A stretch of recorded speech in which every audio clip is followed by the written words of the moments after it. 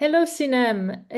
Now that we have seen the first published award related to emissions, what are the key takeaways going forward, and what is your advice to the industry? Thank you, Ansam. I think the key takeaway is not that this award changes the law overnight, but that it confirms emissions-related disputes are now moving forward from theory into real charter party disputes.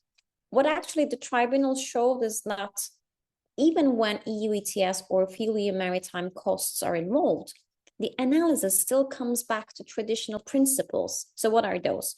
Performance warranties, for example, contractual benchmarks, technical evidences. And one lesson going forward is that standard BIMCO clauses are only a starting point. It is a great foundation. They provide structure, but parties still need to tailor emissions provisions to specific charter parties, the trading patterns, the commercial operational realities of the vessel, the route. Otherwise, gaps in drafting can quickly turn into disputes over who bears regulatory emissions costs. And another important point, obviously, is the evidential preparation, like in any contractual disputes. And that's a reminder that when parties dispute about emissions exposure and cost, they need to prove causation through solid contract-aligned evidence. And my overall advice would be to treat emissions not just as regulatory compliance issue, but as a core commercial risk under the charter party.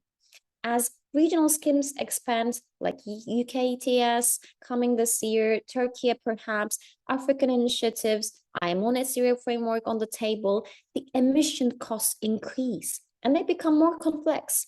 So we're likely to see more cases like this, not necessarily identical, obviously, but part of a broader trend where, legal, technical, commercial considerations intersect. If there's one key takeaway, I would say it's treating emission clauses as negotiated risk allocation tools. So tailor them carefully because they will matter when dispute arises. Thank you very much, Ansam. All right, thank you, Sinem. Bye-bye.